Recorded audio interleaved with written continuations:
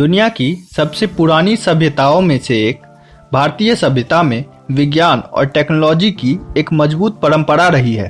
प्राचीन भारत ऋषियों के साथ साथ विद्वानों और वैज्ञानिकों का देश था। जीरो की खोज से लेकर मेडिकल साइंस, आयुर्वेद, योग, एस्ट्रोनॉमी और गणित के क्षेत्र में प्राचीन भारतीयों द्वारा किए गए योगदान बहुत हैं। आज के वीडियो में हम प्राचीन भारत के 3 महान वैज्ञानिकों के बारे में बात करेंगे जिनका योगदान सराहनीय है।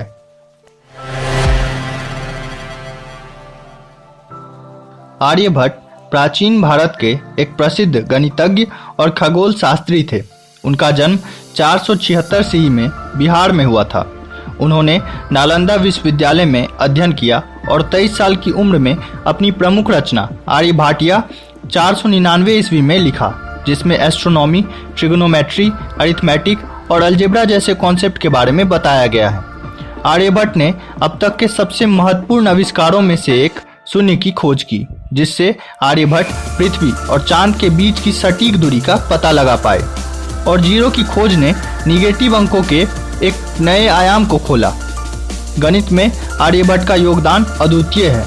पाई के वैल्यू से लेकर सर्कल और ट्रायंगल के एरिया तक आर्यभट्ट के दिए गए सारे फॉर्मूले बिल्कुल सही थे।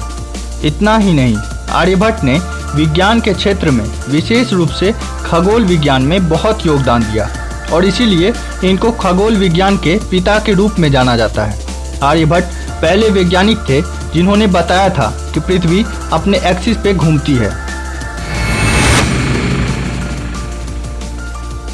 वराहमिहिर का जन्म उज्जैन में हुआ था। वराहमिहिर एक प्राचीन ज्योतिषी, खगोल शास्त्री और गणितज्ञ थे।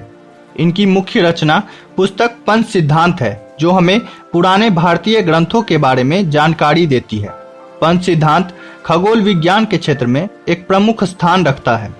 उन्होंने प्रस्ताव दिया कि चंद्रमा और दूसरे ग्रह अपने स्वयं के प्रकाश के कारण नहीं, बल्कि सूर्य के प्रकाश के कारण चमकदार दिखाई देते हैं। वराहमिहिर की और महत्वपूर्ण योगदान इंसाइक्लोपीडिक बृहत संहिता है, जिसमें ज्योतिष, प्लैनेटरी मूवमेंट, वर्षा, घरेलू संबंधों और अनुष्ठानों सहित मानव हित के विषयों को बताया गया है। वराहमिहिर उन 9 रत्नों में से एक थे जो राजा विक्रमादित्य के दरबार में विद्वान थे।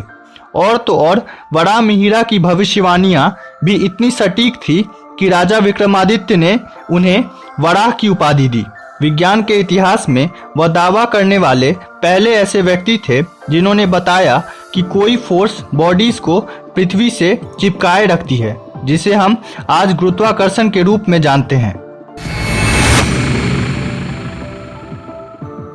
पतंजलि एक प्रख्यात चिकित्सक और रसायन शास्त्र के आचार्य थे, लेकिन एक आदमी के रूप में और सबसे ऊपर एक बुद्धि के रूप में वह ऐसी बुद्धि थे कि आज के महान वैज्ञानिक उनके सामने बच्चों की तरह दिखते हैं। महर्षि पतंजलि को शेषनाग का अवतार भी माना जाता है। महर्षि पतंजलि को योगा के पिता के रूप में जाना जाता है। उन्होंने योगा का आविष्कार नहीं किया। योगा पहले से ही विभिन्न रूपों में था, जिससे उन्होंने एक प्रणाली में एकत्रित किया और पूरे विश्व में योगा का प्रचार किया। भारतीय दर्शन साहित्य में पतंजलि के लिखे हुए 3 प्रमुख ग्रंथ मिलते हैं: योग सूत्र, अष्टाध्यायी प्रभास और आयुर्वेद पर ग्रंथ। हालांकि विद्वानों में इन ग्रंथों के लेखन को लेकर मतभेद है। कुछ मानते हैं कि तीनों ग्रंथ एक ही व्यक्ति ने लिखा है। अन्य की धारणा है कि ये विभिन्न व्यक्तियों की कृतियां हैं। उन्होंने चिकित्सा और पाणिनीय के व्याकरण पर काम किया, जिसे महाभाष्य कहा जाता है। पतंजलि एक महान चिकित्सक थे और इन्हें कुछ विद्वान चरक संहिता का प्रणेता भी मानते हैं। दरअसल पतंजलि के योग का महत्व इसलिए अधिक है क्योंकि सर्वप्रथम उन्होंने ही योग विद्या को सुव्यवस्थित रूप दिया।